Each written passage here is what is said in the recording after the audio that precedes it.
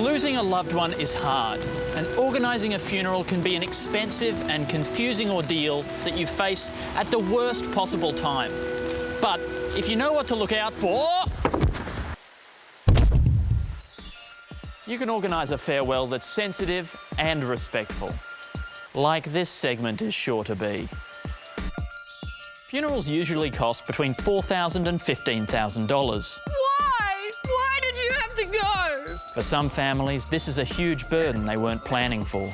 Oh no, I've got the money. I just really wanted a jet ski.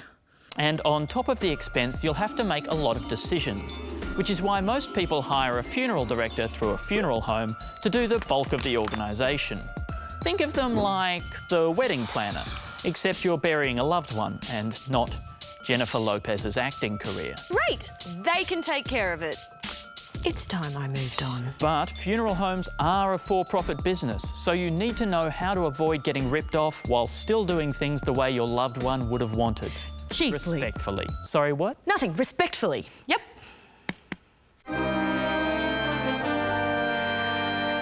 Start by contacting funeral homes for quotes. Now, if you've just lost a loved one, then that could be the last thing you feel like doing. So consider asking someone else to help you do the research. Bear in mind that many different funeral homes are part of the same conglomerate. For example, these ones are all owned by the same company, InvoCare, including 12 with the slogan, "Every goodbye is different."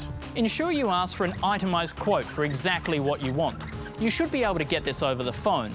But this might be where you encounter an uneasy union of grief counselling and sales pitch. For example, InvoCare has introduced arrangement conferences where they have staff spend about 30 minutes discussing what's important to customers before quoting a price, rather than quoting within a few minutes. Which helped educate people on the importance of a service during the grieving process. Or, as their CEO puts it, there really has seen an increase in conversion rate. Now, they have a right to promote their products, which may help with the grieving process, but what about the saving process? Well, just managing to get multiple quotes is a great start, but by looking into the individual items from the quote, you could save even more. Come on, let's do this! Look alive! Funeral directors charge for services like embalming, open casket viewing, and ceremonies, and for products like coffins, flowers, and headstones. But that doesn't mean they're all necessary or compulsory. Jumping castle? It's a grieving castle. You can save by asking them to unbundle their packages and bypass their markups by sourcing products independently, such as the coffin, which can cost from $800 to over $10,000, and that can include funeral director markups of up to 500%. If you're trying to save, you should ask about budget options, because funeral directors might not even have them on display. But to really keep a lid on the price, you can purchase a coffin yourself from an external supplier. Costco? But you have to buy them in a 10-pack.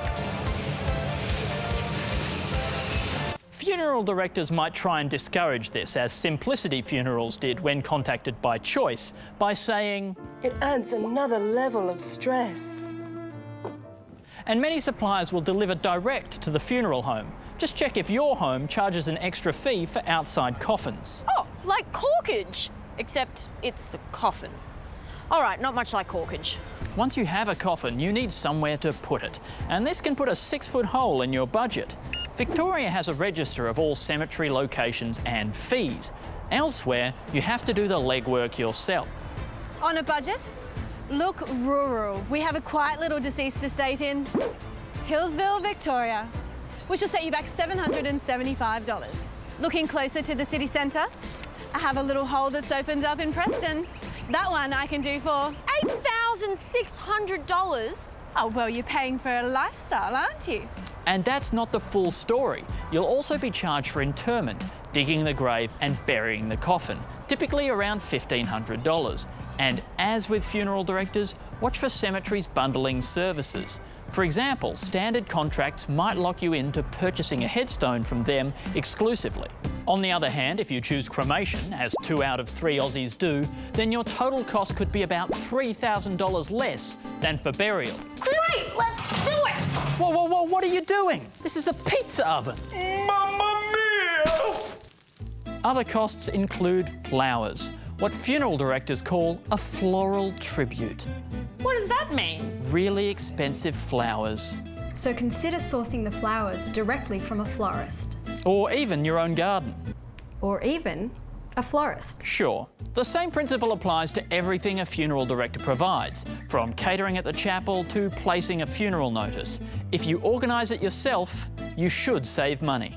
Funeral directors might encourage you to add on different services, like an open casket viewing for family members, which may help, Lessen the likelihood of disbelief and denial. but will definitely, Cost $200 per hour. plus the cost of embalming and preparing the body for... Another $1,000. But though it may be presented as a matter of course, embalming is not required by law, or, thanks to refrigeration techniques, even necessary for a viewing. Then there's the funeral ceremony itself, which could take different forms. Shh. For many people, this is a valuable part of the grieving process, especially for funeral directors, as it can make up around 70% of their fees. Which might explain why InvoCare produced this video about a mother who decided she didn't want a service. She was cutting people off. Co-workers, friends and neighbours. She will always miss her daughter, but she's also lost some friendships that never quite recovered from being shut out. I feel sick. Of course, the decision whether or not to have a ceremony is personal, but don't agree to one just because of some sales spiel dressed up as grief counselling. A memorial service can be held in your own time, even after the burial, and can be as simple as a get-together of friends and family. So, know what you want, ask for itemised quotes, investigate doing some things yourself, and don't be upsold to things you don't really want. Got it? Exactly. And if you're unsure, ask a funeral director directly which costs are compulsory. Under the law, they can't misrepresent these facts, and you can farewell a loved one without undue financial stress. Because we're all going to die someday. Or, as the CEO of InvoCare put it when asked about a recent dip in mortalities, The long-term trend remains strong. Oh boy, grim. now, let's give my body the send-off it deserves. You know what? After all this, I think I've decided on a water burial.